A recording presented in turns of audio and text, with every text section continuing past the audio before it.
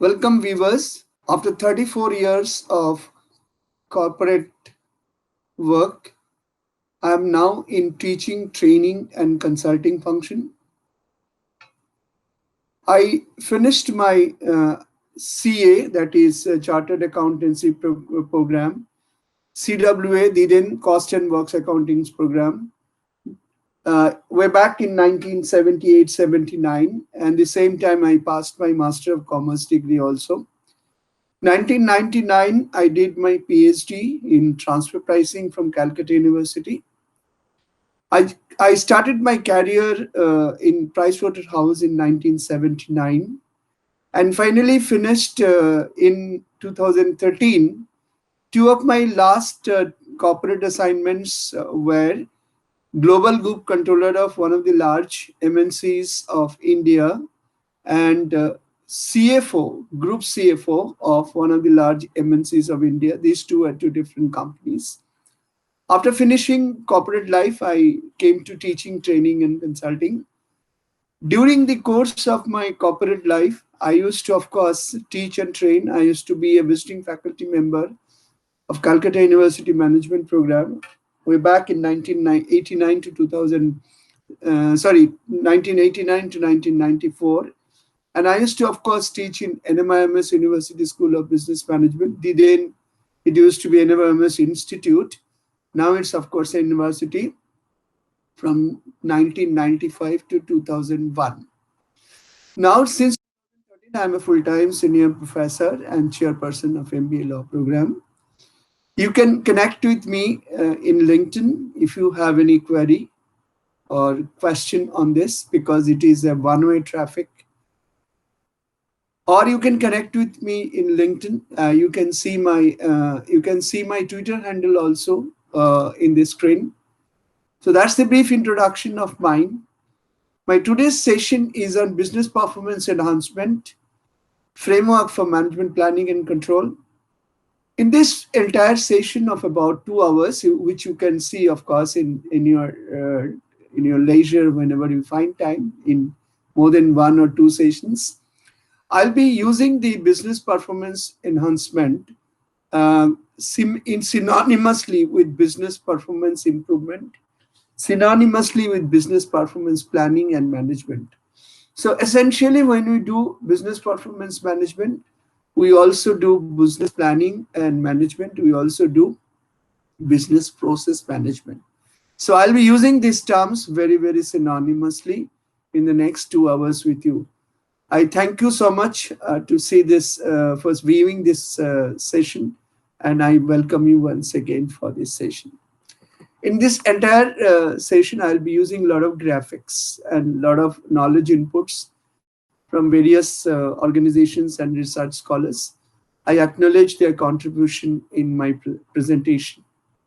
Viewers, let me share with you another information.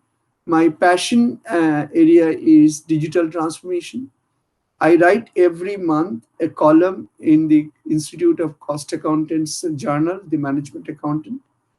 In the 10th column, which will be published in the month of June, I have written on how the digital transformation is going to look like after COVID-19 pandemic era.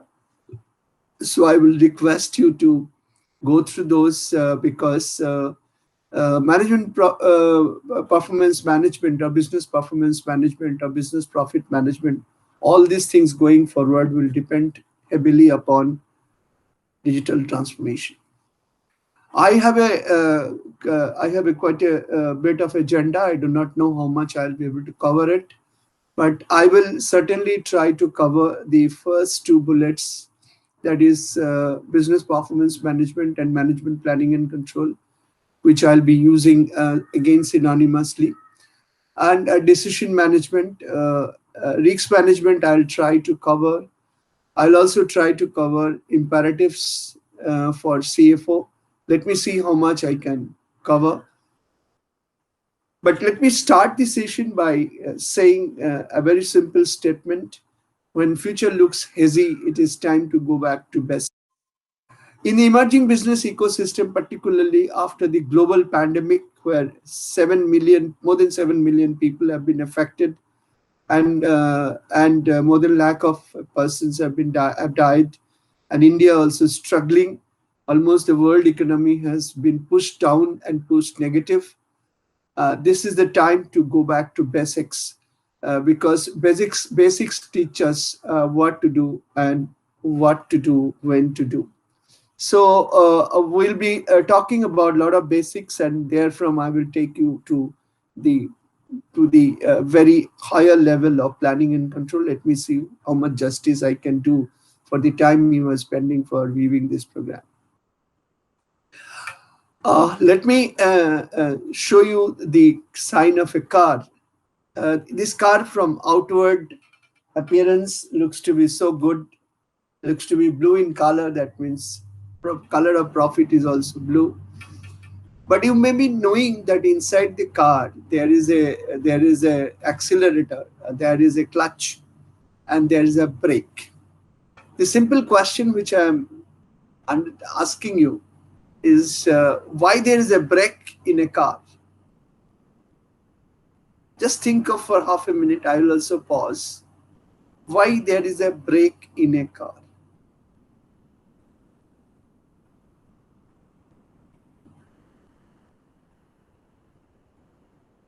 Most of the people generally, whenever I have asked this question in various live sessions, generally these are the two answers. It is so you can slow down. One can stop the car when necessary. But if I have to have a slowdown, or if I have to stop the car, then what is the purpose of the car? And both these two statements are negative statements. Slowing down is a negative statement. Stopping a car is a negative statement. So let's have an analysis why there is a brake in a car from a positive statement point of view. And this is the positive statement. One can drive the car fast, yet keep control because they have a facility to slow down or stop if required. Exactly this is what is happening. Every business organization have either slowed down or stopped for 45 to 60 days. And there is because there were issues, there are problems in the business ecosystem, there are problems in the environment. But now, this morning only, I was reading that FMCG business has picked up its old speed and going at a very, very higher and faster rate because the demand is very high. So the purpose of a break is not a negative statement. The purpose of a break is to make you aware that your systems and processes of the organizations are such that you can run the car as fast as possible. But if there be any need, you can stop the business, you can slow down so that you can avert the risk. So that is what is the learning point from this statement. Organizations that are effective and efficient in planning and managing risks for assets and future growth shall sustain in long run despite all turbulences and outperform those that are less so. That means in this era where there will be turbulence, there will be many challenges in front of you. The efficient planning and controlling of the business management system should be there in order to make your organization risk enabled so that you can drive the car as fast as possible, slow the car wherever is necessary, and even stop the car. And you have enough of flexibility to restart the car and again re-pick up the speed. Well, that's the message from this simple example why there is a brake in a car. So let's be positive throughout this session. Let's always be positive. Let's move on. Here is a very interesting slide. I do hope that you have heard about it, but generally people do not talk about this particular slide, which is called organizational genomics. Every one of us have inherited something or the other genetically from our forefathers. At times, what I have inherited might have not been from my father or mother genetically. It was perhaps in my grandparents, other father's side or mother's side. That means genetically human beings inherit certain characteristic features which moves from generation to generation. Similarly, in a business organization, certain things move from CEOs to CEOs. Passing of the mantle to a new CEO does not change the organization culture much. What it changes is the strategies and methods. Take the case of State Bank of India. I have observed State Bank of India for last 4 chairmanship periods, OP Bhatt, Mr. Pratik Chaudhary, Arundhati Bhattacharya, and Mr. Rajneesh Kumar presently. Do you think much of culture has changed in State Bank of India, except one thing, which is digital transformation has set in? Back in 1970s, 80s, and 90s, they have done computerization of operation for core banking, and now slowly and gradually they are doing digital transformation. But digital transformation is an absolute need. It's not much of a cultural change. Of course, cultural change is required for digital transformation, but it was a survival requirement. So the organization also inherits certain genetical features from its founders or from its cultural background. In the present system, in the present business ecosystem and present business environment, what is essentially needed is the paradigm shift. Today, you are not to be the owner to be capable of sitting in the driver's seat. Ownership does not determine that whether you will sit in the driver's seat or not sit in the driver's seat. What is required is your value generation skill. That's why very many public companies which used to be originally owned by owners are now being managed by professional managers. So what is the argument? How is this possible when organizations are run by human beings? Yes, organizations are run by human beings, but when you need to change the organizational genomics, you need to change lock, stock, and barrel the ownership management of the organization.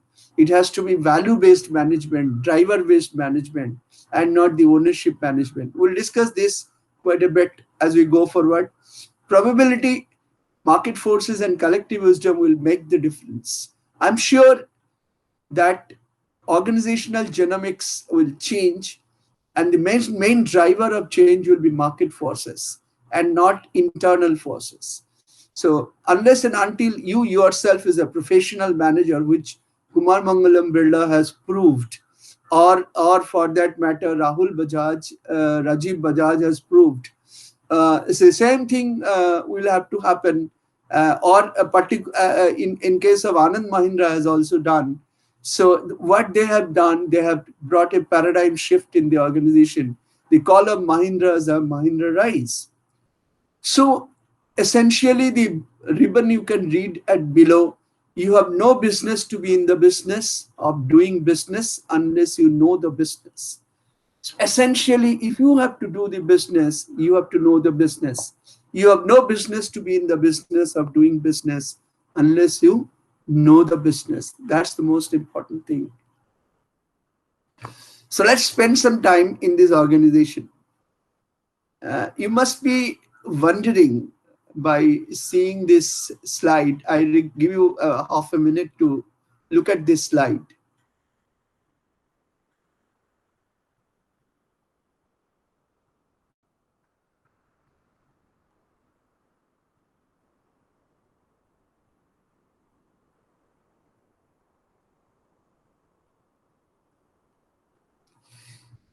You must be wondering by looking at this slide that the arrows are shown upward.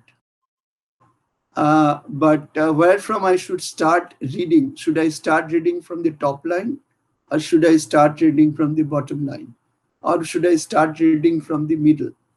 Let me tell you, you can start reading this slide from anywhere. Wherever you start, you will be reaching the same way. Of course, you have to complete the reading of all the lines. You can start anywhere. Let me start from the top. And then I will tell you that if you start from the bottom also, it will be same. See, what is the organizational objective of of any company?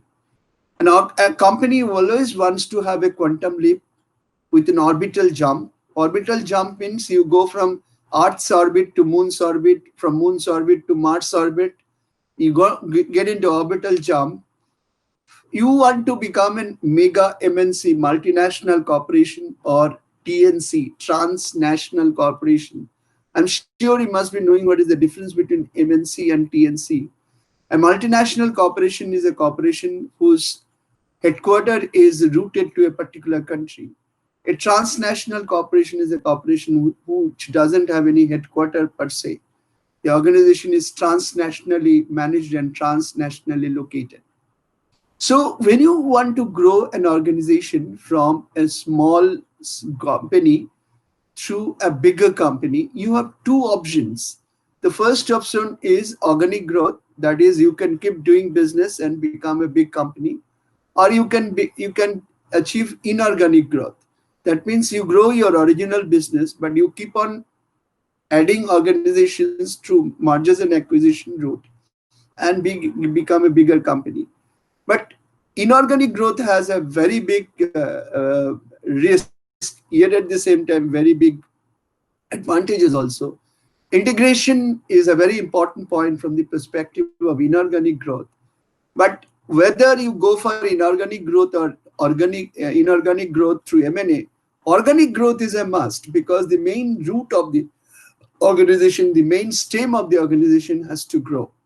So the second line, growth and sustainability management, is a must, because you want to become a small to medium to large. In today's language, it is startup to sunicorn to unicorn. Sunicorn means soon to be unicorn. So whether you are a startup or whether you are an existing organization, more than 5 years old organization, you are small, medium, and large. So that's your aim. If you have to do this, if you have to become a startup to an unicorn and then to an MNC and TNC, you have 4 groups of things to manage. The first thing you have to manage is stakeholders relationship and experience management. Here, I would request you to not to only look at the CRM, that is the customer relationship management, but you also look after the stakeholders relationship management, where you should take care of customer, vendor, lender, government, your people around, and your organizational capital, human capital, and also people who are directly and indirectly connected with your business. Second thing you need to manage very carefully is your product brand and your corporate image. Whatever you do, unless your product brand is there and corporate image is good, you are not going to go. The next is 4P management. 4P management is a 360-degree approach of managing your organization. And these 4 Ps are planet, people, profit, and product. I have written people, planet, profit, and product. There is no order specifically. It is up to your organization to decide which P is more than equal for you. So you decide which is your priority, but in your list of priorities, all these P's should be there.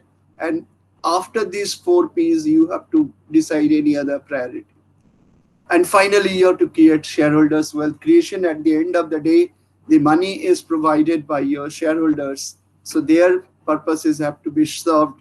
So at the two extreme is one extreme is your stakeholder, the other extreme is your shareholder. Between these two extremes, you have your brand and image, and you have your 4 Ps. So whenever you do business performance management and business profit management, you must have to look at all these 4 aspects. Now, if these 4 aspects have to be managed, then your next layer of management and next approach of management should be profit and profitability. A company is earning huge profit does not necessarily means its profitability it's good. Suppose a company is earning 10,000 crore of profit, but it has its capital deployment is 2 lakh crore. Another company is managing 10,000, earning 10,000 crore of profit annually, but its level of capital deployment is 1 lakh crore. Definitely there is a difference, right? So profitability is equally important as profit, and magnitude and the relative analysis of profit as compared to people and capital deployment or your turnover top line is very important. The next important is your quality of products, liquidity, and governance. These are the three things which makes you run and survive every day. Your quality of product makes you survive every day. Your liquidity makes you survive every day. And your governance makes you survive every day. On a daily basis, if you slip away from any of these three, 1 month or 2 months or maximum 3 months down the line, you are gone. Next is risk-enabled performance management. This is a very interesting term. Earlier, it used to be enterprise risk management. That means you used to be reactive to managing risk. Now you have to be proactive to manage risk. I give an example. Today, cybersecurity is embedded in any software program. It's not that you deploy certain cybersecurity separate software to protect your computing system. Every software which you deploy, including your cloud computing, you deploy a risk manager attached to it. So you enable your operation risk managed. I'll give you an example of day to day. You sell goods, certain goods in cash, and you sell goods to certain customers in credit. Whenever you do credit sales, you run a risk of bad debt. So what do? You analyze the credit capability of your customer to whom you are selling in credit. That means you analyze his credit worthiness to minimize your risk of uh, money getting lost by your bad debt. If this process of credit analysis of your customers would have not been there, I'm sure the chance of bad debt would have been much, much more. The moment you embed a system of credit risk analysis of your customer, you are risk enabling your process. What is the risk enable? You are enabling the risk in such a way that your bad debt is to the minimum possible. And finally, and that's the most important, is the satisfied human capital. At the end of the day, an organization runs on 2 legs and 1 brain. Means every human capital is very, very important. So unless your organizational objectives are aligned and completely synchronized to the people's objective, your organization will not be successful in the long run. So where we have come? We have come from our objective to the areas of management and to the approaches of management. Now, can you have an approach tilted to one of the items and not having regard to other area? Answer is no. The management planning and control system which you have in your organization, you have to have a 360-degree approach. Like your mother in a family has got watch on everybody. She knows what is the good and bad of everybody, what is the taste of everybody. She cooks according to the taste of people. She knows who is weak on what, and she takes care of the weaknesses of people. So an organization needs a mother. I am sure the finance person better plays the role of a mother. So excellent management and execution with learning points. That's another very important point. What is this point? Every single day when you manage your business, you learn certain experience. We call it experiential learning points. When you have these experiential learning points, if you do not create a repository of learning points, you will not be able to change your standard operating processes and business planning processes so that in future you do not make mistake, and you have learned from the mistake of the past, and in future you do not repeat the same mistake. If you repeat the same mistake in future, then then that sentence applies. You have no business to be in the business of doing business unless you know the business. You will be committing mistake. Every human being commits a mistake, but one has to learn from the mistake. All these which I have come from top to the bottom is management planning and control. So management planning and control is an omnipresent task. Every single day, at every single work point, from chairman to the liftman and the gateman, management planning control is important. It is at every working point, at every task point, and at all times. So this slide is almost the heart of my presentation. I'll be expanding on this as we go forward. So as I told you that one of the major objectives of running an organization is value creation. Now, how do you create value? You create value by simply doing two things. Simply two things. One is maximization of value addition and minimization of value destruction. Somebody asks a drunkard, how many days you drink in a year? The person who was drunk, he says, I only drink 2 days in a year. The day it rains, I drink. The day it doesn't rain, I drink. Here the same thing is applicable. The day it rains, you have to minimize value destruction. The day there is sunshine, you have to maximize value addition. That's the job. So minimization of value destruction, that means minimization of wastage, spoilage, losses, and capital deployment, improvement of profitability. These are the minimization of value destruction. And maximization of value addition is you do your business and try and keep making money by innovation and invention. So remember Charles Dyson, Brian Dyson, what he said, he was the ex-CEO of Coca-Cola. He said, value has a value only if its value is valued.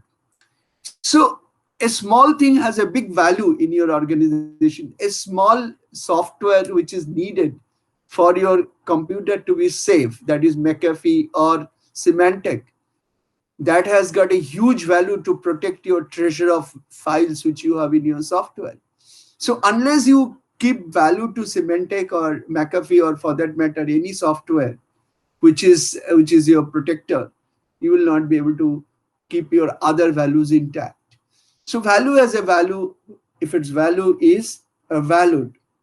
So next point is, which is my own statement, pre-assess impacts of seeds in the womb of time. Today you may be a unicorn or you may be a sunicorn, but please do remember that there are people sitting and waiting in the wings or sitting on the wayside observing you that you are making super profit. So they will be continuously trying to bring you down from your position of profit and advantage.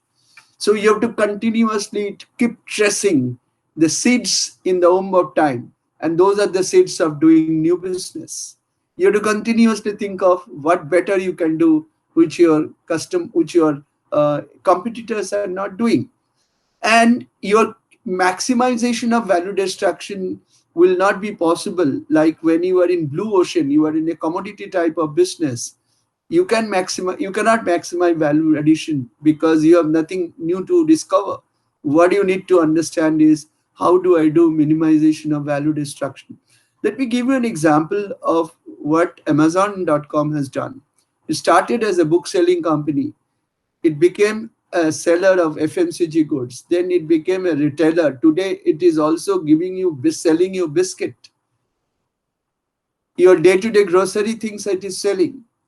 And yet at the same time, it is using the customer database which is created for starting another new type of value addition, and that is reaching entertainment contents through your mobile phone to your TV. by only giving taking 650, 700 rupees. How? Because Amazon.com thought that the value I have created by creating the database of my customers and the goodwill and the brand name I have created, I should be able to use it. Exactly that is what Karshan Das Bhai Patel did. When he created a huge value in the name of Nirma, that is the brand which he has created for Nirma. For Nirma detergent powder, he had to spend a lot of money, lot of efforts, lot of years of work.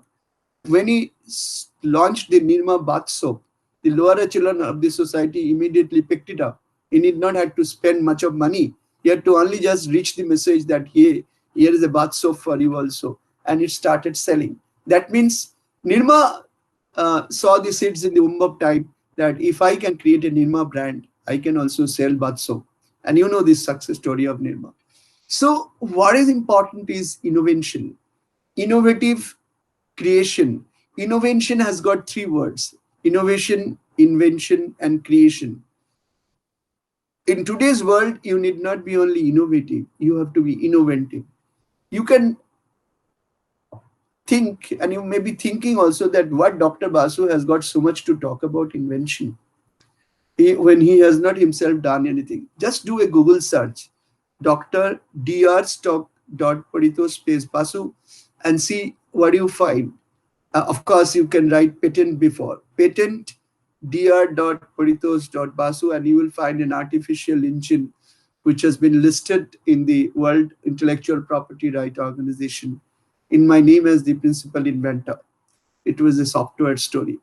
So I don't want to get into this. So the simple take-home point from this slide is, do not ignore small points which may be bleeding in your organization and leaking profit, and thus both your profit and profitability is not getting maximized. That means you look at every nook and corner of your business and try and find out where is the chance of maximization of value addition and minimization of value destruction. When you look at the nook and corner of your existing business, please look through the windows of your business also and see what is there in the womb of time, which will make you survive in the long run. So I take you to a very interesting slide, very colorful slide. Does business performance management mean any one of this combination of this?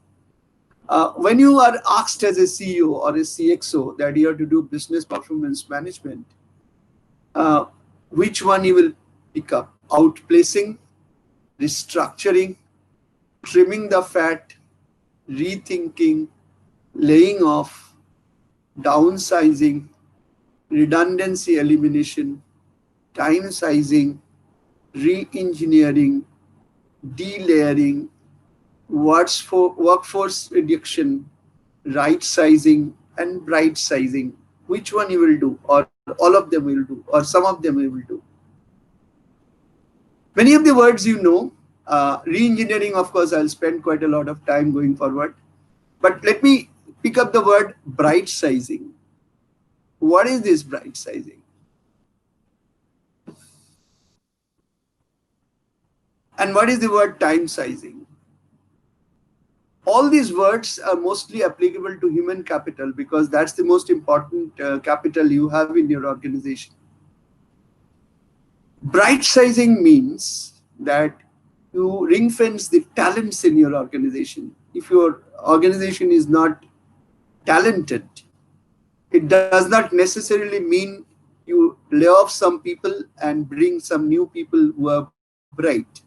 You can do bright sizing of your organization by training and development and putting people on the job and give them on the job training. Like people who wish to serve you in your enterprise resource planning, that is your software system, you can teach them AI, ML, blockchain, etc., and bright size the organization. And there is another very important point is time sizing the organization. Time sizing the organization is make your human capital such flexible through various terms of recruitment and engagement that whenever you have the requirement in course of time, you can increase the number of people available in your organization. Does it mean downsizing? Now, if it is required, you can downsize the organization if necessary. Does it mean redundancy elimination? I don't believe that redundancy is a word which you should pick up immediately. Nobody is redundant. Uh, if you feel that you can grow the organization as a CEO and CXO, you will not fail, but you need the right kind of people. Please try out your existing people because they are more loyal. They know your internal insights of the business and your organization. So better work on right sizing the organization, right sizing the organization. And right sizing does not necessarily mean you have to make people redundant. Right sizing the organization does also necessarily mean you can ask people when there is a crisis to reduce their salary with or without the commitment to make good the cut portion of the salary. It does not necessarily mean that you have to do a redundancy elimination.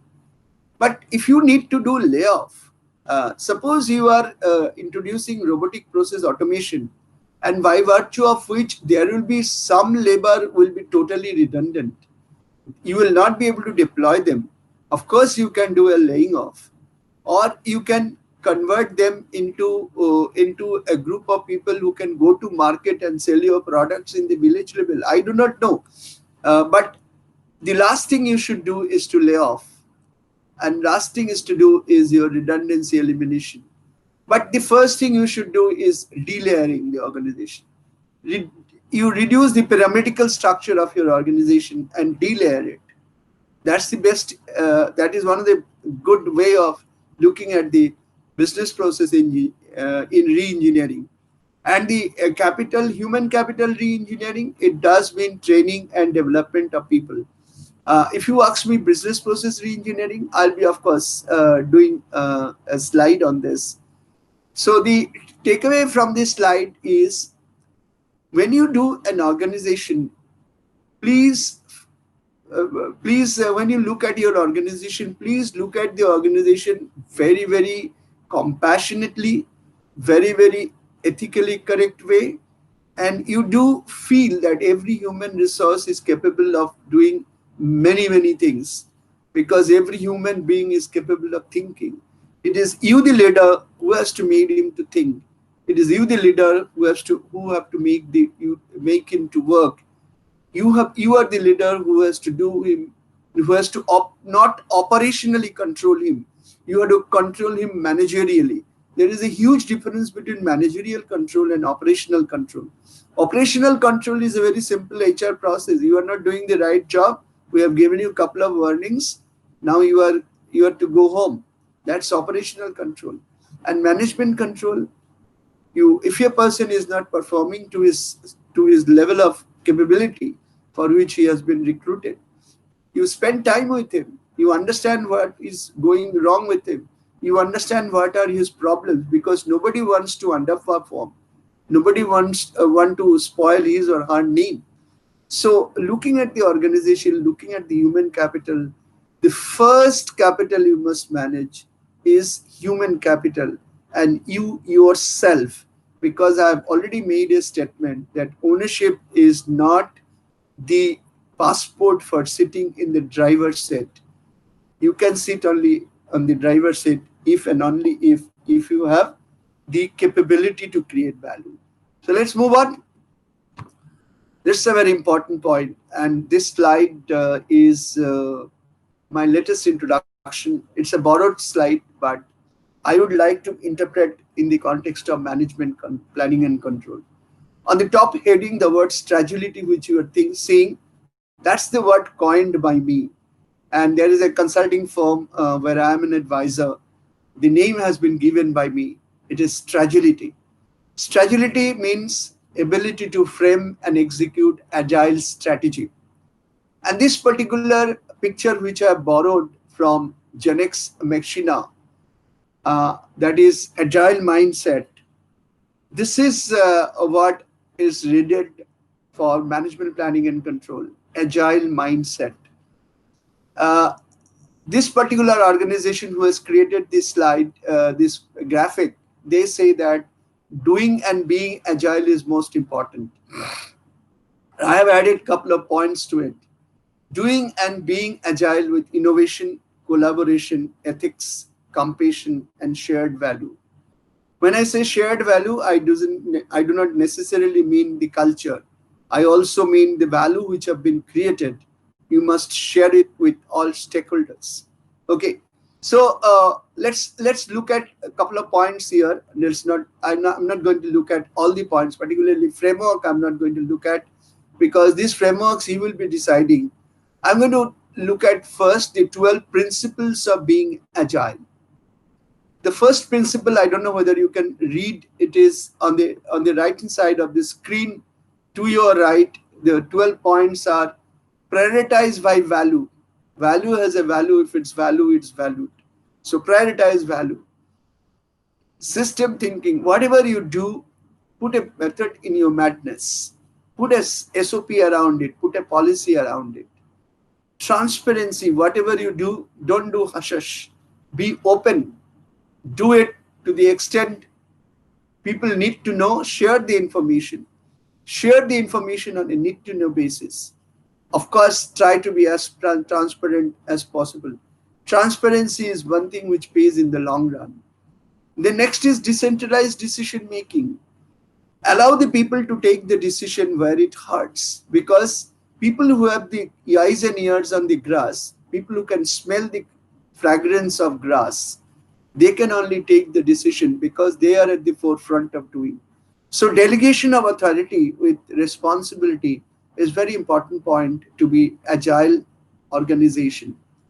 Feedback loops and learning environment. These two goes in hand in hand, that I was telling you in the earlier slide, that if you do not have experiential learning recorded in your organization as a repository of knowledge, your organization is going to be a deadwood very soon. So every single day, every single person has to be asked to create a repository of knowledge in a central library, that today I have done this work, this is what mistake I have done, this is correct I have done, this is exactly what I have done, and this is the outcome. If not every day, if not every week, at least every month or every fortnight, you should encourage people to write something which should serve as a repository of knowledge. So that's most important for you to create. So, and feedback loops. In feedback loops, you should always keep one thing in mind: the good thing can wait. What is needed is the bad thing to be heard first. So the risks and losses are to be heard first. Good information can wait, because that will continue to remain good, or remain good for some time. But the most important thing which needed your attention is the thing which you have to correct in the process of organization's functioning. That's the first thing you must hear. Agile as a way of working. You should keep your eyes and ears on, in your antenna switched on. That's your MIS is your power. Knowledge is power. Information is power. But please be careful that your information is relevant, information is processed, and information is needful information. Information is not a means of information. Information is a means of giving you the pointer of decision making, pointer of the risk and magnitude of issues. So if you have to be agile, you have to be agile with your information. You have to be agile on what is happening in your organization. Like when you create a cyber security system, today cyber criminals are using artificial intelligence. So your cyber security system should also have artificial intelligence, so that it can have the cognitive capability of understanding what is a malware and what is a spam. Teamwork. See, if you feel that you are the only agile person in this world, you are in the biggest fool's paradise. So you need to understand that if I have to be agile, my team has to be agile. If my team has to be agile, I have to have communication channels open. And next is simplicity. Do not suffer from egos. Do not suffer from any issue which makes you complex. Do not suffer from a point that I need not be approachable. Simplicity makes you less egoistic person, and simplicity makes you an approachable person. If you are approachable, you will remain agile because information will keep flowing to you. So remember these 12 principles of remaining agile is prioritized by values, system thinking, transparency, decentralized decision making, learning environment, feedback loops, agile as a way of working, teamwork, and simplicity. These are the 12 principles you should be very, very careful about in working in your organization. Your principles must be always tested by ethics, your psychological safety, self-organization, and respect of people. Of course, on the top of the box, I have added innovation, collaboration, ethics, compassion, and shared values. Unless you have collaboration in the organization, you start working as silos. Unless you have compassion with fellow colleagues, even unless you have compassion for the machines in your plant, you will not be able to remain agile. So, agility brings strategy. If you are agile, you know what is happening and what is expected to happen. And if you are agile strategy maker, that means you have strategy. You will be able to run the organization thinking ahead of time. So you will become a person who has the ability to make and execute agile strategy. So what are the actions you need to become an agile person? Demonstrate agility by enacting it to yourself. You should do it first. You should demonstrate that you are an agile person. Inspect and adapt by empiricism. Empiricism means don't do something which somebody has said and do, and you do. Learn from others, definitely, but you also explore. Empirical research means when you go to the field and learn. Similarly, empiricism in action is very important because don't learn theoretically, learn from practice. Manage the system of work, not its people. Build your organization on system, not on people. The moment you build your organization on system, you become people, you become people dependent organization. That's the wrong thing to do. Optimize flow of work, alignment of cadence and synchronization, and finally economic value and prioritization. Economic and value prioritization. Everything you do, it should contribute to the profit of the organization. So you should have agile practices. These actions are your agile practices. Framework I'm not going to discuss because these are uh, software and various practice oriented issues. May not be applicable everything to everybody. And the last one I would like to talk to you about of values and ethics. Psychological safety, self-organization, and respect of people. These are your ethics issues, and your value issues are individuals and interactions, collaboration, working solutions, and responding to change. So this slide, take-home point for this slide from this slide is that you have to be always working with the principles of your organization, and your principles of your organization should be embedded with ethics and value system, and your actions must be oriented towards your values, ethics, and principles. And every single point of decision making, management planning and control and execution should be driven by logic structure and social and emotional structure. This logic structure and social and emotional structure will make the organization planning and control very successful. You will be able to take care about the goodwill and the brand image of the organization. Now you have in front of you at the heading 8W1H principle. If you open any management book, perhaps you will not find it because I'm talking this principle is been designed by me. Uh, I write every month a column on digital transformation. I have applied this 8W1H principle for digital solution designing also. Here I am applying this W1H principle for strategic business management. So whenever you do strategic business management thinking for managing your organization, please do remember this system of asking 8 plus 1, 9 questions to yourself and your team meetings. First is, what products and or services and at what cost for what purposes? The first question, what products we are offering to customers, what services we are delivering to customer, at what cost and for what purpose? Why are we giving this product? Do we understand the customer, what the customer is looking for? Next is, why competitive, strategic and or first movers advantages is or are being considered.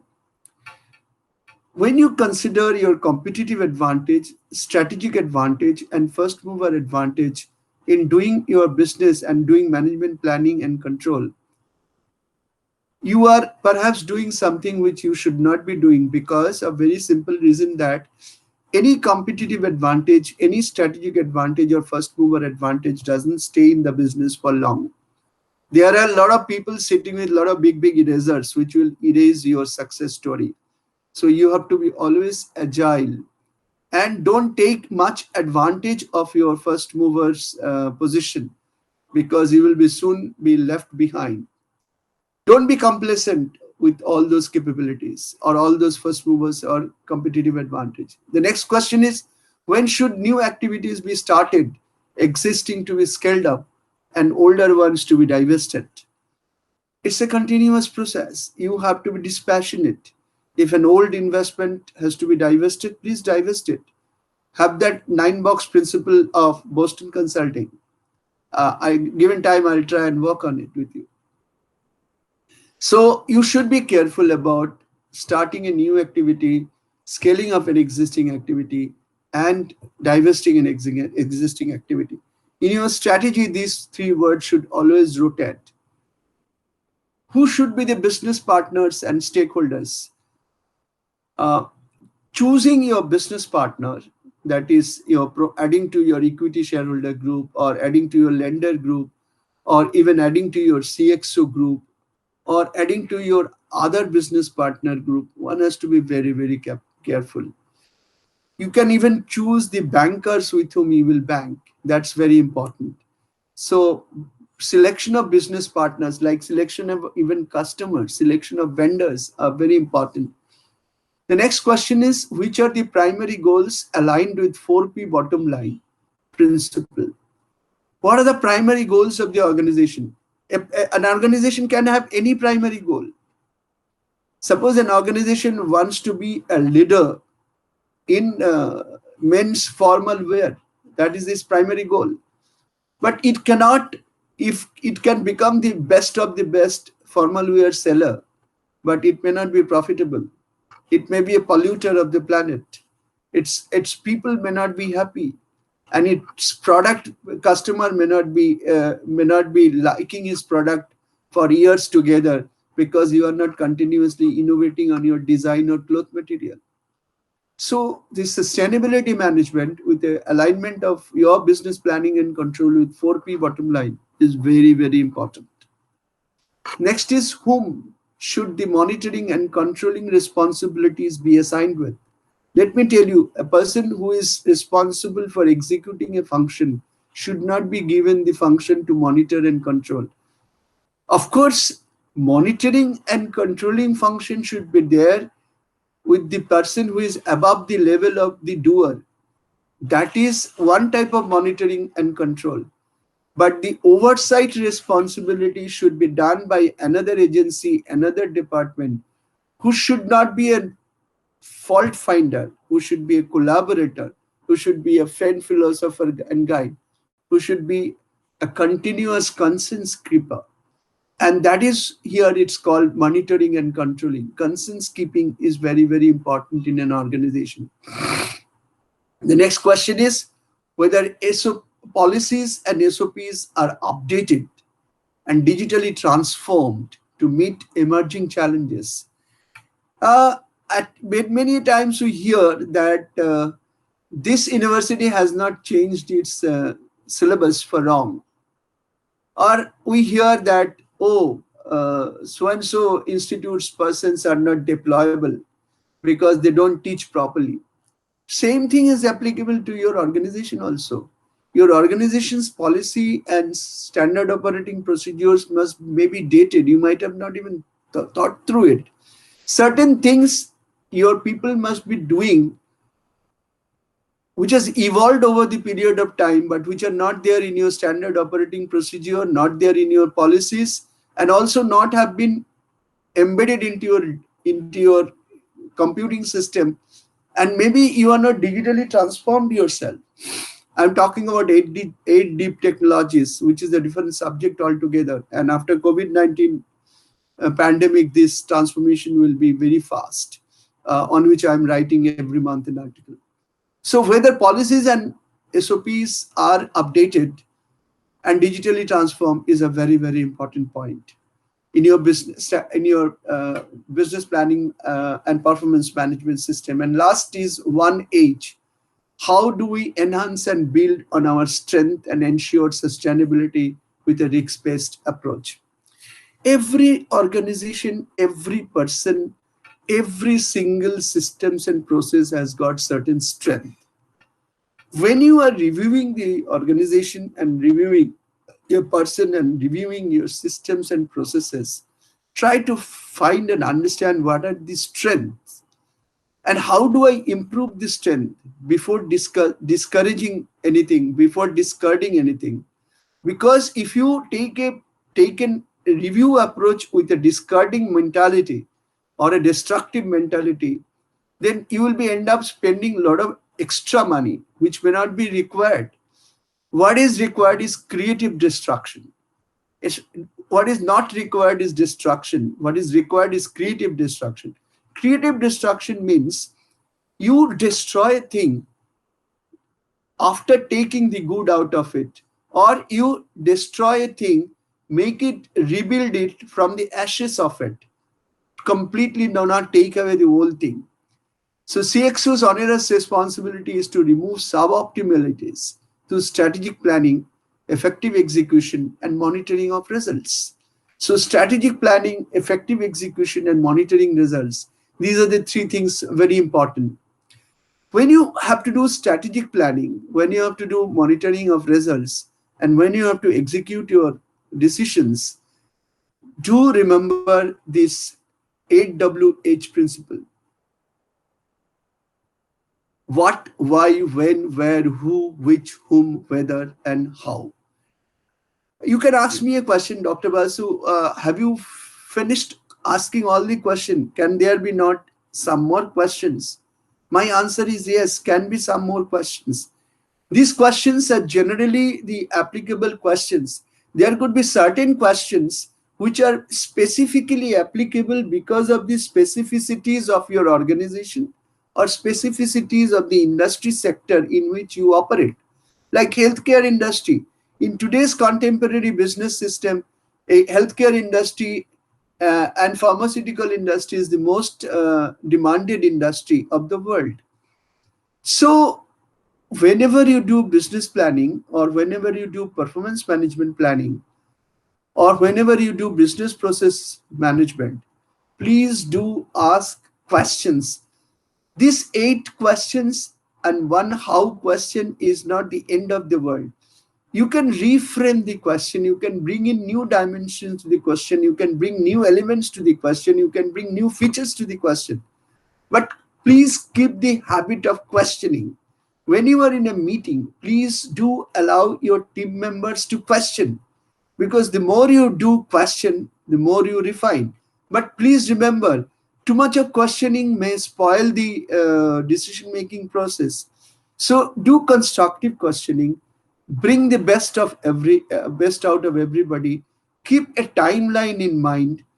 At certain stage, you allow the thing to roll on and keep experiencing. And again, when you do execute a business plan, try and have experiential learning on it, from it. So it's not that you can always have the best of the diamond to start with. have the possible best diamond at the beginning and then keep polishing it.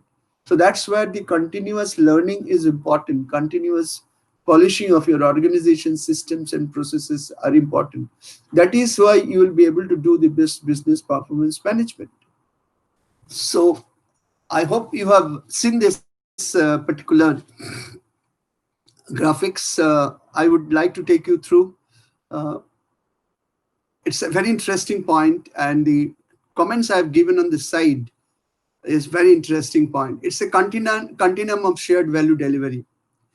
The first three boxes which have been colored with uh, sky blue, which is also called uh, uh, ocean blue color. So here you find vision, values, and mission. Vision is what we want to be, and values what is important to us, and mission why do we exist. We exist to gain as much of customers' delight as possible. We exist for giving delights to our customer. That is my job. What is my vision? My vision is going to be the topmost FMCG company in certain sector, say food industry. That's my vision. My vision is topmost FMCG company, and my mission is to give the maximum delight to my customer. And what is my value? My value, what is importance to us? Compassion, ethics, emotional intelligence, shared value, stakeholders' delight is my value system, right? So these three things are decided by the central leadership team in an organization, mostly board of directors. This next three layers are strength, weakness, opportunity, threat, and challenges. This every quarter, every 6 months, every year, when you do your planning for the quarter or the 6 month or the year, you study your strength, weakness, opportunity, threat, and challenges, right? Then you create a balanced scorecard for every functional department, that what the department, what is the CXO's deliverables, what are the KRAs, and what is the KPIs. So you create a balanced scorecard using that KRAs and KPIs, and along with the KRAs and KPIs, you take from him a list of strategic initiatives. So these three blocks, yellow block, light green block, and the next block of strategic initiatives, these are the three blocks which are generally the blocks which are created by the CXOs who are managing the organization and its middle management. Now these level now passes on their tasks to the dual level people, who are the individuals who will implement the business strategies, and every single individual will be having his KRAs and KPIs, which is linked to the KRAs and KPIs of the functional department, which is aligned with the vision and values and mission of the company. Now, think of one thing. The people's understanding of the SWOTC of the company, a people understanding of the vision of the company, people understanding of the values of the company and mission of the company is not there, or people are not properly given the knowledge about the strategy which the company wants to implement, or the long-term business plan of the company. Of course, on a need-to-know basis, everybody need not know everything, but everybody must know to the extent whatever is needed to be known by him for performance in function. Of all these things are done, and one thing is not done. That is, the individuals are left to an understanding point that let the organization grow, you will not grow. That means the values which will be created will be shared with only the owners and promoters and CXOs, and not the people who will be doing it at the field level. Then you have a clash of alignment of objectives between the board of directors and the promoter owners and the leadership team versus the doer team. So point I'm trying to explain through this slide is that the micro level executives and achievers has to be aligned with the macro level executives and achievers. By macro level or the top level, I mean the board of directors and CXOs, and micro level are the people who work at the bottom line of the business. So what I'm trying to show through this slide is that there is an important need in every business process control and management, every performance management system. There is an excellent need of combining the business objectives, aligning the business objectives, infusing the business objectives with the business objectives of individual employees. Unless you are in a position to do that, there will be clash. In the long term, the executors will not be able to execute. You will not be able to ring fence the talent. As you know, talents are those people who have a transfer value at the market. What do I mean transfer value? Quite often we say that our people are being poached by our competitors. Why? Why your people are being poached by your competitor? Because those people are the talents which you couldn't ring fence. So ring fencing of talent is very important. Alignment of organizational objectives and vision mission with the objectives of the individuals at the work level is a primary need for business process management, business performance management, and management planning and control. Unless you are in a position to do this alignment, you are not going to do an achievement. And then you will not be able to achieve the strategic outcomes, which is your satisfied stakeholders, delighted beneficiaries, effective processes, and motivated CMA professionals. Unless you have alignment of vision mission with the individual objectives, believe me, any number of SOPs you do, any number of digital transformation you do, your process will never be able to be effective. One of the important features of an effective SOP is alignment of people objectives with the organizational objective. That is the take home from this slide. So how do you align management planning and control with vision and mission of the organization? So you have organizational setting, information provision, and information use. So creating an organizational culture with a strategic approach, with given resources to the extent resources are necessary, given a layer organizational structure in terms of delegation of authority and responsibility, and a culture of cooperation, collaboration, compassion, ethics, and value system. So vision, mission, strategic approach, resource allocation, remaining committed with the resource, organizational structure with due delegation of authority and responsibility, and culture. These are the few things you have to essentially bring to the organization if you have to have a very good management planning and control.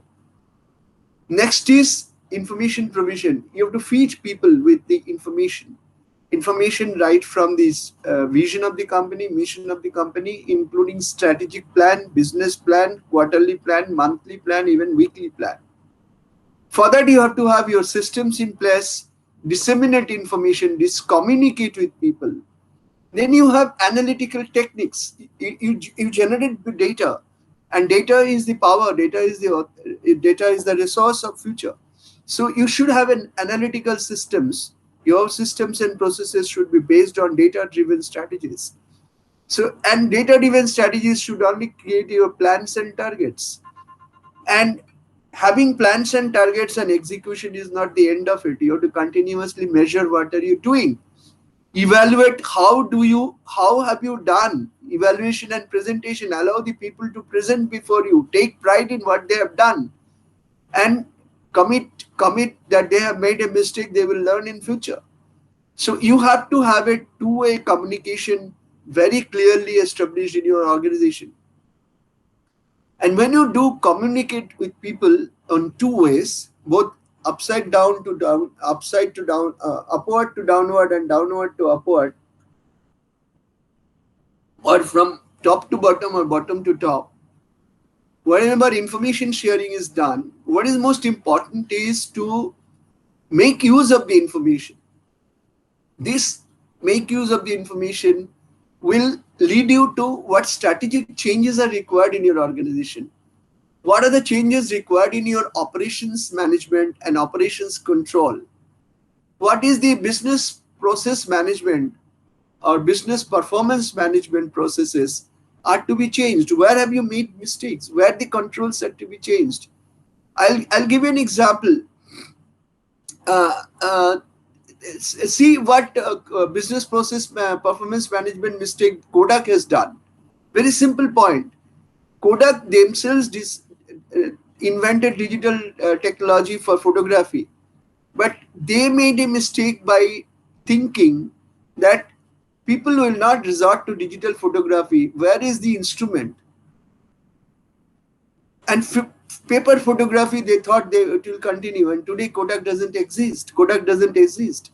So, business process management, business performance management, business planning and management has to be for change. And that change is important. If you have to know what change is required, you have to keep motivating your people. People will are the resources. People will be the talking point to give you information what changes are required in the organization. And based on these changes in the organization, you have to decide what you want to do. Simple example, BlackBerry phones. BlackBerry introduced research in motion as an organization introduced. You can see your mails when you are in your car, but they did not.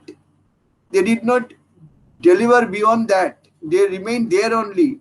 One day, Android and iOS came. Apple phone came. BlackBerry got completely destroyed. Now, Apple and Android, again, they are not happy with the product they are doing. Every day they are adding features to their product. What I'm trying to tell you, remember that slide which I have showed you, this particular slide. You have to continuously work on this particular slide at every step. Profit, profitability, quality of your product, liquidity and governance, risk-enabled performance management, and satisfied human capital. For that, you have to get into your concurrent 4P management. You have to get into your product and brand image management, and you have to get your stakeholders relationship and experience management. This is the core. In this core, you have to continuously create feedback from your people. Every single information is to be considered as a resource, and that resource has to be understood and used. And when you create a deliverable point of every single performer, from liftman to the chairman, you have to keep four perspectives: the customer perspective, internal process perspective, financial perspective, learning and growth perspective. Not a single of these four can be outtaken. So a liftman has a customer perspective. For a liftman, there are both internal customers and external customers. When today you can say there is no liftman, every single lift is automatically operated. I'm for that matter, I'm talking about the receptionist who is the first contact point for any stranger to your business, or your website, which is the first touch point with your organization. These are the organization where these are the places, your website, your liftman, your receptionist, or your salesperson, they have to have a customer's perspective. Similarly, your accounts team who does the accounting, do they have any customer perspective? Answer is yes. If a person has got no work front-ending with anybody in the outside the organization, he has to always look at the internal customer. Suppose a marketing man is talking to an accounts man, this accounts man has to understand what is the marketing man's perspective and how much is driven by the customer. Because this marketing man is the customer of the accounting person. So everybody has to have a end means change system. What is I am doing is an input for somebody else doing something else, and the chain continues in an organization. And so in customers perspective, internal process perspective, financial perspective, and learning and growth perspective, these are very important points. A man cannot disregard the policies and procedures of the organization. A man cannot disregard the computerized operating system and flout it. They will be creating a risk. Whatever I do, I must understand whether I'm creating value, whether I'm minimizing value or minimizing value destruction or maximizing value creation. I will not do anything which is draining my money, or today it may be draining, but tomorrow it will create profit for me. Like Amazon never did profit in 32 years, and now one of the biggest, richest company of the world. So financial perspective along with customers perspective and process perspective is important. And the last perspective I always say, which was there in my framework also, that you should be having a learning growth perspective. You must learn from the mistakes of the past. You must learn from the success of the past also.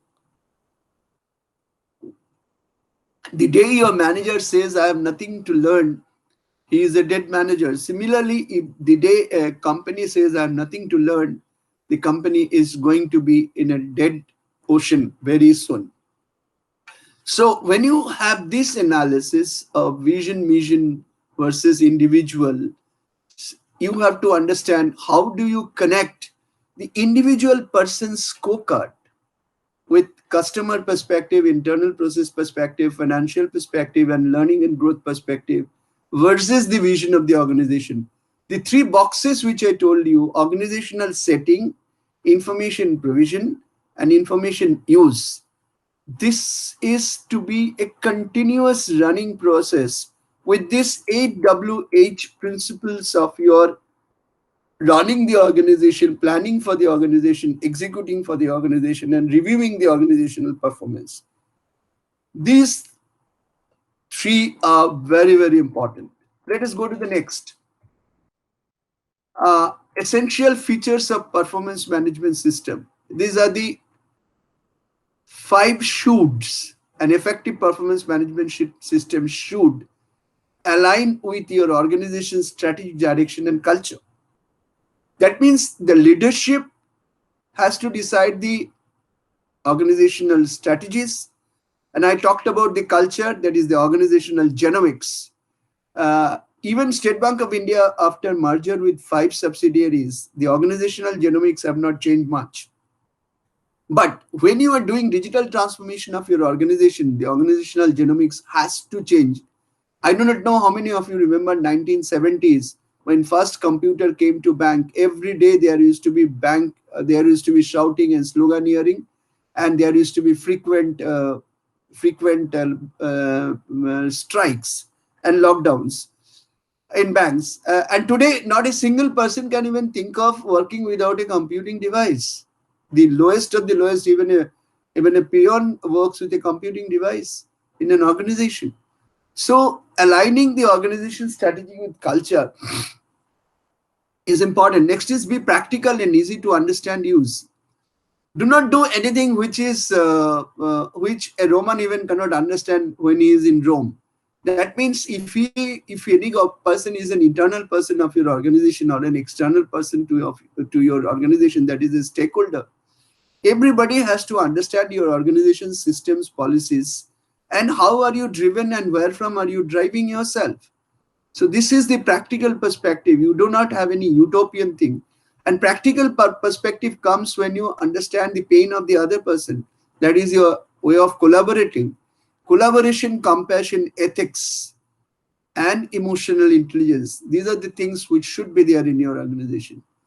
Monitor and measure the results. The moment you become complacent and the moment you allow things to happen and believe that people will never be unethical and always be honest, you are in fool's paradise. A person can be honest for 50 lakh rupees, but he may not be honest for 50 crore rupees. A person can be honest for 5 lakh rupees, but he may not be honest for 50 lakh rupees. So honesty depends upon the allurement, and you should not be creating your systems and processes in such a manner that honesty is tested. And also nowadays, the cyber criminals should not be allowed to get into whether honesty or dishonesty beyond the point. They will be getting into, because cyber criminals run a big industry of taking ransom. So your organization should be fully protected from inside criminals and external criminals when you are a digitally transformed organization. The fourth is, the management system should establish clear communication between managers and employees about what they are expected to accomplish. I was talking about the balanced scorecard, the bottom one. They are they have to achieve certain things without impairing the customer's perspective, without affecting the internal perspective, without affecting the financial perspective, and without affecting the learning perspective. Whatever you have to achieve with all these four perspectives. And finally, the management system should provide constructive and continuous feedback on performance. Any organization which doesn't value the feedback from the bottom to the top will not survive for long, that's for sure. Because the first-hand information comes to the person who is the first touch point with the market and the ground realities. And if an organization feels that they will run the organization by the CXOs getting instruction from the board only, the organization will reach the result, which I don't want to name certain organizations in India which are reaching the result. One of those organizations I have also worked. They thought that boardroom and the CXOs are the people who run the organization. Okay, so this is another very important point. How do you do target setting? We have done a lot of talking, but we have not done target setting. Suppose I, as a marketing manager, have come to you with a proposal of 5 crore marketing scheme. The moment you commit 5 crore to me, you deploy that much money in the company's system. Either you borrow or you deploy that money from internal system. So this marketing manager has come to you with a turnover increase.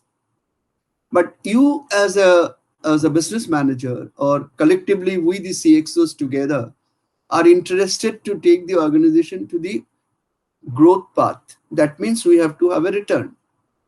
So when the marketing guy gives you that with this, I will be giving you 10% changes in turnover, which I'm measuring through this horizontal line, we as CXOs must be satisfied that my 10% increase in turnover, if it gives me 10% increase in profit, that is return on percentage change in return. For every 10% change in my turnover, if I keep getting 10% change in return, my organization is not growing. My organization is kind of a static position, and I am not towards reaching my organization to a position which is in the long run going to create problems for me, because if I may be in blue ocean today, or I may be doing well today, but there are many things are going to change. Tomorrow my organization may be irrelevant. Tomorrow my product may be irrelevant. Tomorrow I may not be earning the profit the way I'm earning. What you have seen what has happened to Nokia, etc. So very, very important point is that whatever management planning, control decision, and business performance decision you take, you have to ensure that your percentage change in turnover is accompanied by more than percentage change in return. It could be possible that the business ecosystem has pushed you from zone A, where for every 1% increase in turnover is supported by more than 1% increase in sales and increase in profit. That is zone A. You may be pushed to zone B, where your growing 10% or 15% in turnover is supported, is accompanied by 6% growth in profit. Could be possible. But your effort of business process management and business control management and business performance management, it should be to go to zone A, where every percentage change in turnover should be accompanied by a more than that percent change in turnover. That is, if your turnover change is X%, you should be X plus Y% change in return. Otherwise, you are not maximizing your value creation and you are not minimizing your value destruction. So business performance management is all about making sense of three things. What is happening now? Making sense of what is happening now, making sense of the findings of diagnostic variance analysis from target for initiating corrective measures. You are doing a diagnosis, you are doing a trying to making a sense of the findings which you have found out by a diagnostic analysis of what has gone wrong, because of which you have not achieved your target. That means learning from the past, or you could not respond to the business ecosystem and you could not appreciate that the business ecosystem will change that way. So what is you perhaps were not ready with your plan B, or your organization may not be flexible. The example of car I gave you, it could not perhaps slow down, or it didn't have the sufficient braking capability in and restarting capability. That means your liquid cash in the organization was not perhaps to take you through the critical point moments of the business environment. So this is the second point, and making sense of what should happen in future forward path. That's the most important thing. You have no business to be in the business of doing business unless you know the business. And one of the point of remaining business, one of the capabilities of a good business manager is to at least predict what is going to happen in foreseeable future. If you are not in a position to understand what is going to happen in foreseeable future, that you are not going to be in the business of doing business.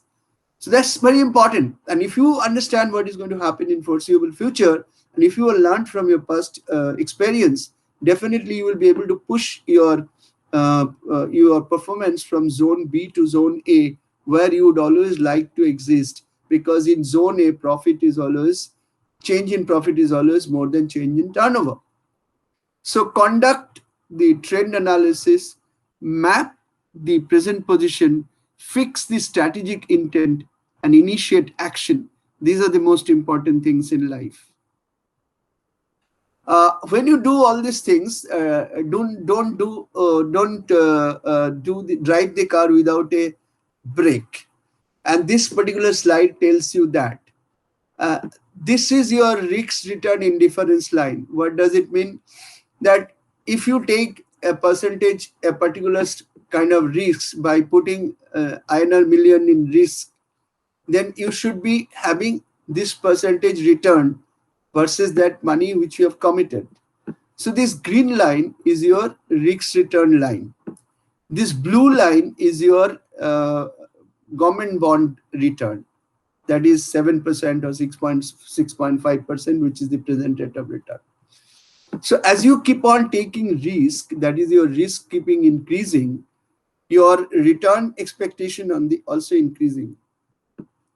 When your risk return expectation matches with your risk return indifference line, that at this point I will be doing business, you should at the moment stop here in this meeting point and make your organization ready to push your this orange color line little up.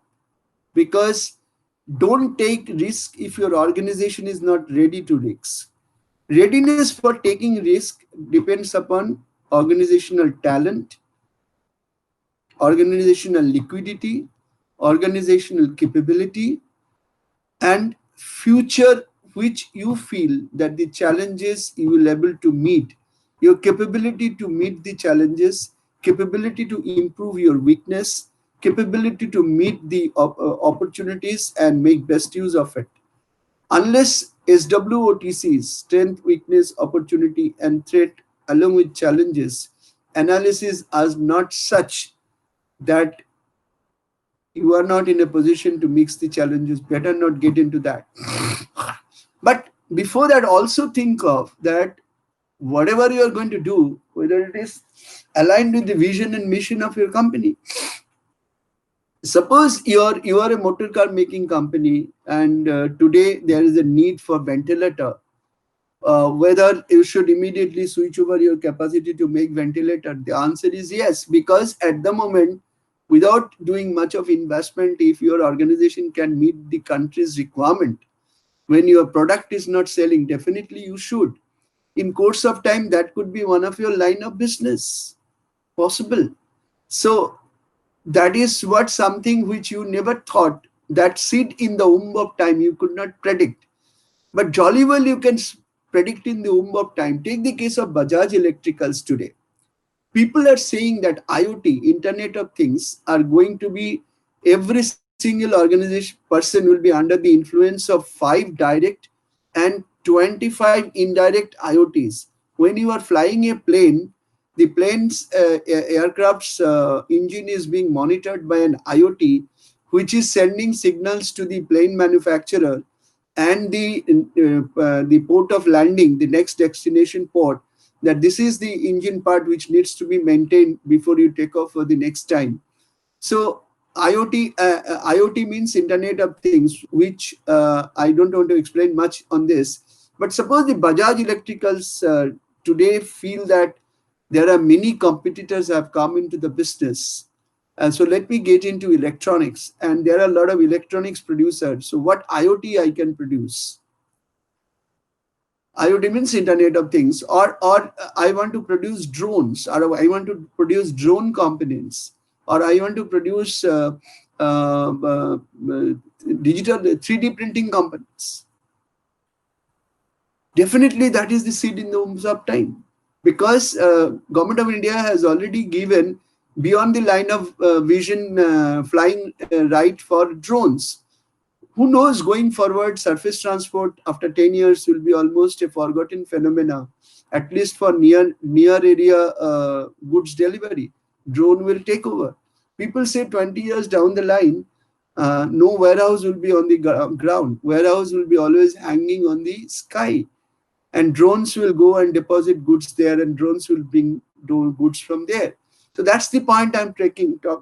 Your risk return trade-off will always change with the capability of your organization changing. So if this is your indifference line, which is the 45-degree angle, this particular line, this orange color line, will have to keep on pushing upward, that is towards your left, so that your returns increases. Now when you do that, you have to get this return done by your people. So you have to continuously challenge your people. And these challenges are to be done by your budgeting and planning process. And this is Professor Hofstede's study. Professor Hofstede says that whenever you do a planning, don't do the planning and planning function at a stage where your employees feel, अरे मैं तो बहुत ज़्यादा कर सकता हूँ, I can do much better, my organization does not understand my capability. That is your easy zone. Come to zone B, where efforts required to achieve certain level of earnings. But between zone B to zone C, a stage will come when the existing efforts of your people will not be able to give you higher return, which is your management expectation line, that is your blue line. So at this stage, you have to either increase capital deployment in your company, or you have to do digital transformation of your company, or you have to bring in talents in your company, or you have to give them capability of new products, or do something desperately different, so that the law of diminishing return of your employee performance does not start. So you have to continuously keep monitoring your capital, human capital, and where they are functioning. Are they functioning at their best possible capability and effort level? If their effort level has reached the maximum, yet the performance is not improving or reducing, you have to bring in different types of capital resource to your organization, or get into a different kind of a product. So this is what is most important, is this is the process of target setting. It's a very scientific research done on 500 Fortune 500 companies. The most important point here is that you should always give an ambitious target to employees and incentivize them. But you will find at some point of time, any amount of incentivization will not improve performance. And that is the inflection time when people's mind will set in that, oh, mujhse nahi hoga, or they will start giving up. At that point of time, you have to change your orbit in terms of capital deployment and product change. So how do you decide that? This slide will help you to decide that. You need to get into a situation is that if you continuously thought that you will be harming the society by your enterprise benefiting, you will be a parasite, you will be sucking money from the society. Your society is harmed and business is gaining, you will be a sucker. Society is harmed and the enterprise is also harmed, you are a terrorist, both are harmed. Society is benefited and you are harmed, you means the business organization harmed, you are a martyr. आपकी खुद की बलिदान दे रहा है. So what is important is the business strategy which you follow should be a win-win business strategy both for your organization and people. And that is how you should select that how do I improve performance of the company without impairing the benefit of my stakeholders. So this is the Michael Porter's statement. Exclusive reliance on financial indicators promotes short-term behavior that sacrifices long-term value for short-term performance. In short term, you may be a parasite. You can keep on earning profit. But in the long term, you cannot. You remember way back in 2000, I remember I purchased a phone of 50,000, 57,000 rupees Motorola phone, which was only voice and text message capable. Today at 57,000, you get one of the best Android phones. So you can't be parasiting, you can be a parasite of the society for long. You have to continuously do your business planning, keeping in view what is the win-win situation for the society and your organization. So if you have to do that, you have to do an equation, and that equation is the utility you provide to your customer divided by the cost the customer sacrifice, that is the payment the customer makes to you, or the result you generate for your customer and the cost you spend for generating that result. It should be more than one. It does mean if your turnover is equal to cost, you don't earn anything. The moment your turnover is more than your cost, you generate profit. So maximization of value will take place with maximization of utility or minimization of cost. That is what I was mentioning. Maximization of value creation and minimization of value destruction. So when you do that, you understand what are the strategic drivers of your value. I have a slide on strategic drivers of value. Let me see whether I can cover that in 2 hours. So remove suboptimalities of your operation. Costing you should introduce.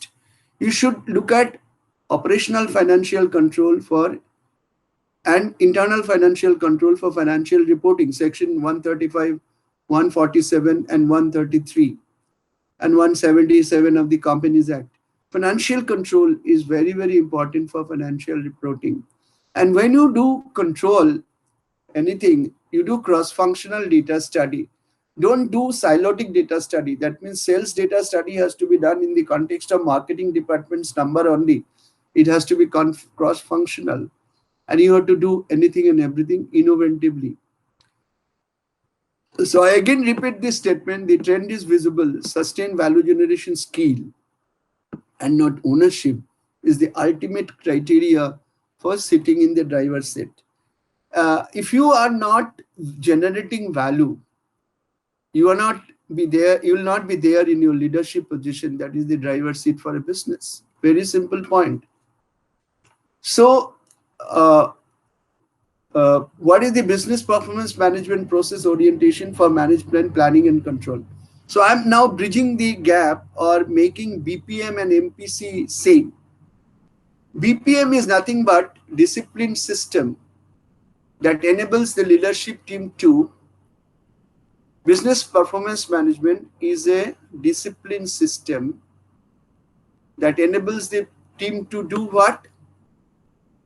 Team to do integrate strategies to business plans and execution. Now, I don't want to explain much because this I have talked before and quite a bit.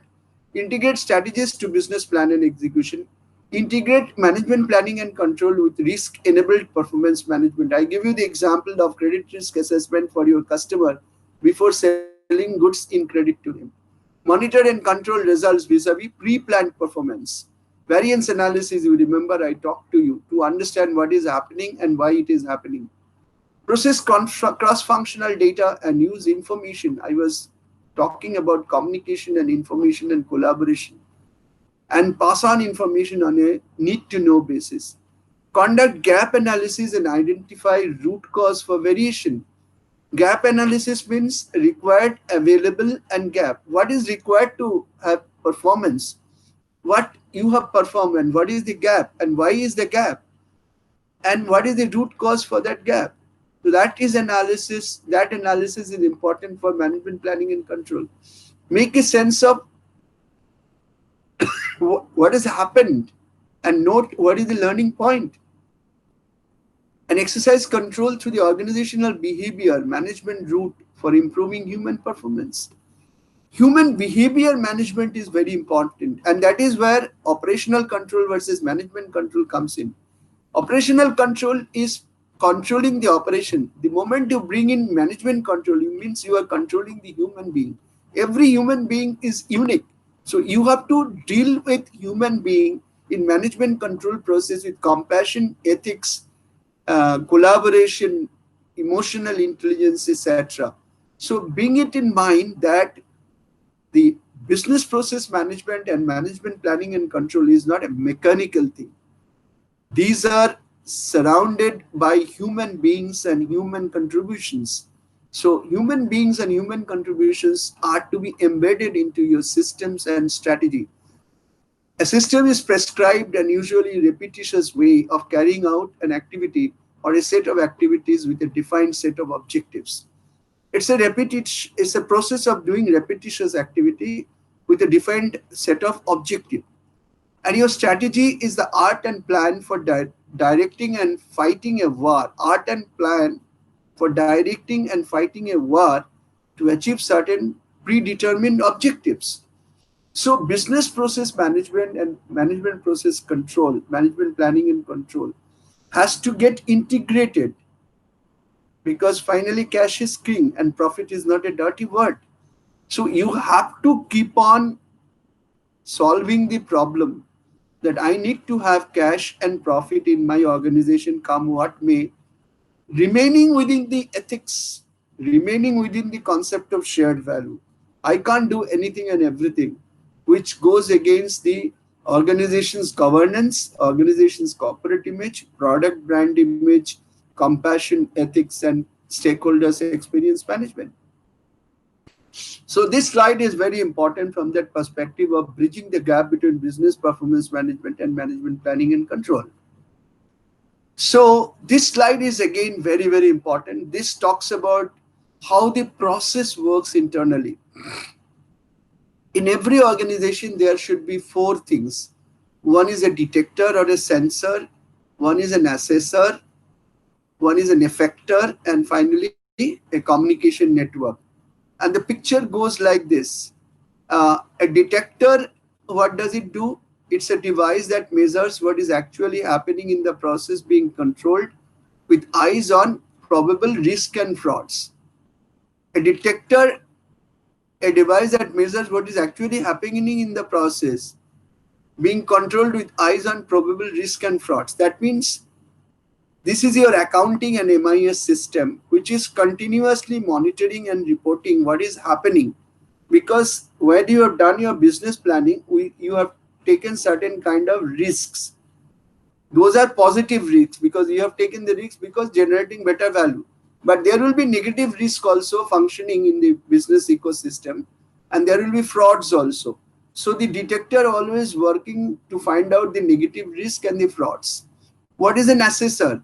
An assessor is a device that determines the reason and impacts of what all are actually happening in comparison to some standard or plan. I always told you that variance analysis is very important to get the learning points.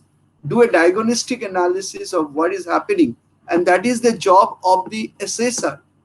That is the job of this assessor, this blue box. What is an effector? An effector is a device known as feedback that alters behavior if the assessor indicates that mood to do so. You continuously keep on telling a business performance in comparison to his balanced scorecard, where he has got customer perspective, profit perspective, learning perspective, and organizational perspective. That, hey, you had to do this, you have done this, hey, here you have gone wrong, please correct yourself. So it is continuously affecting change which are needed to remain within the balanced scorecard, organizational vision, mission, and culture. And finally, a communication network. How detector, sensor, and assessor, assessor, and effector function, because continuously there are continuously communication going on between these processes. These processes in most of the organization are now digitally controlled, and any break in these four will bring calamities in the organization, will bring the organization to kind of halt, or will allow the silos to function without any control and monitoring of the functional activities, and a chaos will set in. So this control orientation of an organization with the help of a detector, an assessor, and an effector, this is a continuous process in a business performance management system. And that is where I bring in the 7S elements of assessment of internal design. How an organization is internally designed, McKinsey's eternal golden rule. These golden rule are based on four soft elements, three hard elements and four soft elements. The three hard elements are strategy, structure, and systems. Business strategy, operation structure, that is the hierarchical design of the organization, and systems design of the organization. These three hard things, if they are in place, the four soft things have to be in place. Skill set of the people, staff, that is the people in right person in the right place, and the style of functioning, that the leadership style, functional style, physical versus digital style, or policy oriented style, program oriented style, finance oriented style, stakeholder relationship management oriented style. These are the various styles. And finally, shared values. Whenever you create any value, you share.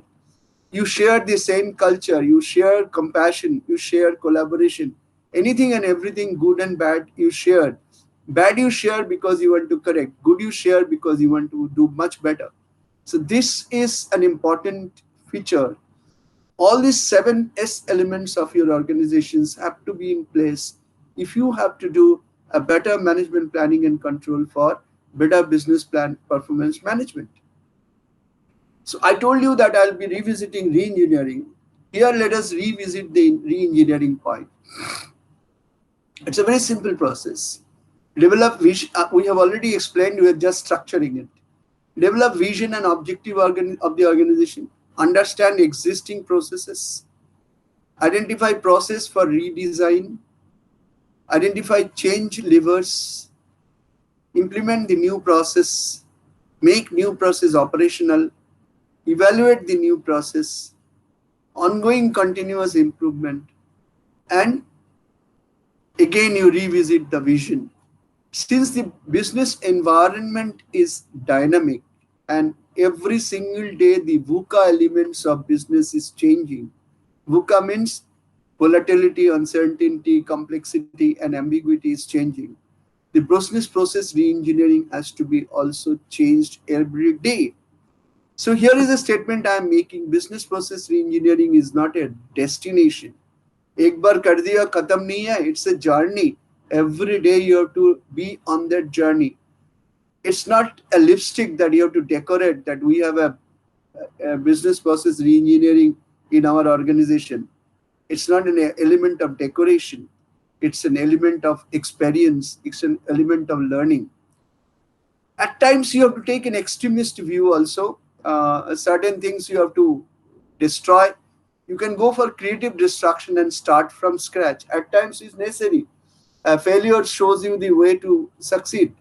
So, if some of your divisions are not doing well, either you divest from that organization, divest that organization, or you re-engineer that organization, or you bring another collaborating partner who knows how to operate that business better than you, and you remain a dormant partner. So go for creative destruction and start from scratch. That could be one way of business process engineering. And the other way of is transform every aspect of your organization, keeping strategies and plans in view. That means you are a physical retailer. Tomorrow you transform yourself that 60 to 70% of your business gets into e-tailing or e-commerce process because you are being continuously disrupted. So creative destruction could be an extremist view, but it is also a view. At times you have to take extremist view also. When you remain in your normal business process re-engineering, extremist view also should be respected. And this is what is the Boston Consulting 9-box agenda I was talking about. Suppose you are doing more than one type of business.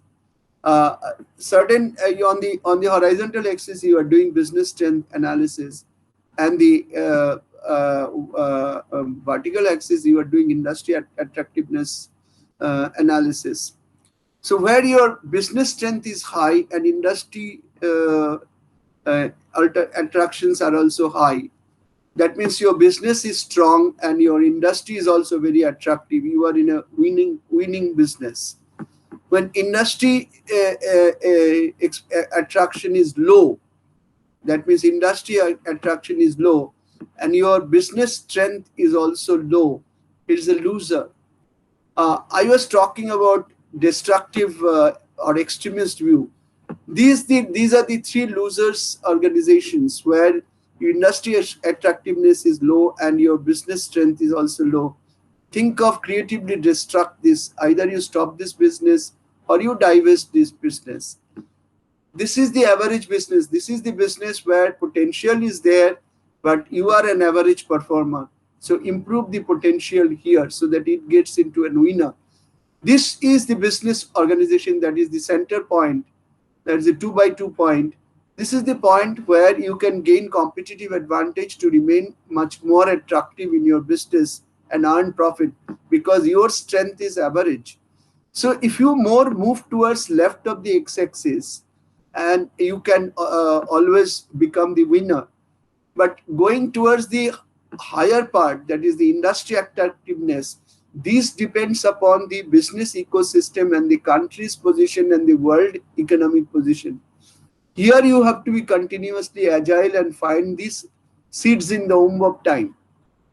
It could be possible that existing business could be loser. I gave you the Bajaj Electricals position, that you are an electrical producer, switch yourself to electronic producer, and then you should switch yourself to the digital device maker, that is IoTs or drones. So you take a certain drone patents and start producing drones in your factory. So a loser can be converted, a facility which is losing today, with some changes in the organization can be, or some capital investment, you can convert it into a winner.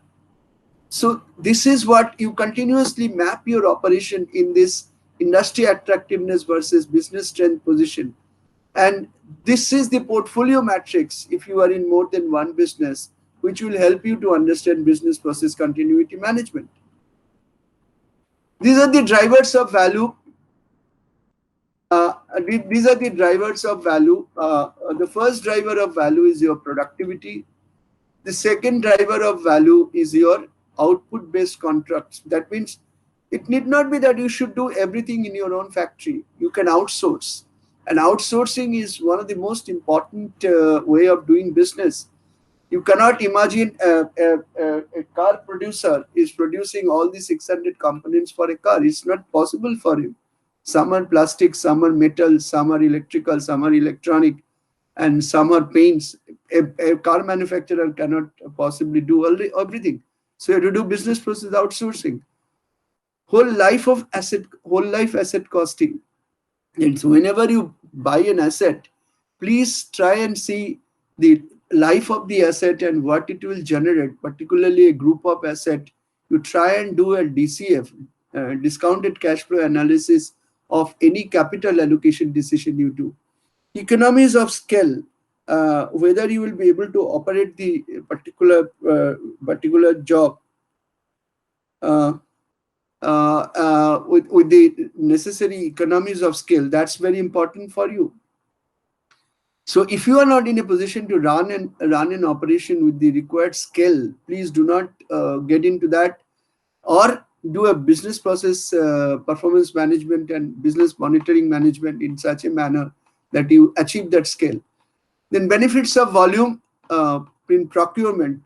Procurement function has to be such that you do the benefits of volume. Either you do take the benefit of volume, or you do the maximum utilization of the product with minimization of spoilage and scrap, so that you can generate value.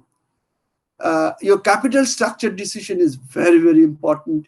You should be doing a proper stacking of capital. You should be doing a proper debt equity ratio analysis. You should be continuously restructuring this organization or refinancing your debts. And you should be not not taking debts more than you can chew in terms of servicing capability. Every single task of your organization has to be given under the responsibility of a person. Innovation, of course, need not speak about. This is a word which is the buzzword of the day in Industry 4.0. You can read my papers on this. Competition and competitors, they are the drivers of long-term value. You should always keep watching your competition. You always should keep watching your competitors. And you should always try to understand what your competitors are not doing and what you are not doing. That means a spot which is an unexplored spot. You should continuously, proactively get into that unexplored spot. And finally, risk transfer and avoiding repetition of mistakes. You will be able to avoid repetition of mistake only and only if you learn from the past mistakes. So these are the 10 drivers of value: productivity, outsourcing, whole life costing, economies of scale, benefits of volume, capital at risk, single point responsibility, innovation, competitors and competition, and repetition of mistakes. As long as you are in control of these 10 drivers of long-term values, your business is going to succeed. Next is be positive. I have slowed this slide even before our Prime Minister used to talk about a positive statement that the glass is full, half with air and half with water. I keep on talking about this for last about 15 years. I'm talking. This is the point, which is a very simple letter. Dear optimist, pessimist, and realist. While you guys were busy arguing about the glass of water, I drank it. Sincerely, the opportunist. I tell you what is this I'm talking about. Suppose there's a glass of water which half filled with water and half filled with air. A mother has given a glass of water to son and son is not drinking. Or mother has given and the son says, no, I don't want to drink. Here is an organization, say Rashna or any drink concentrate maker.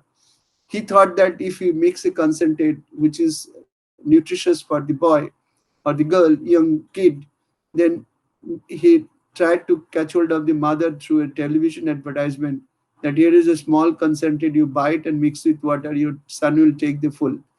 So whenever you see a half filled with air glass, try and think of a business management or business opportunity.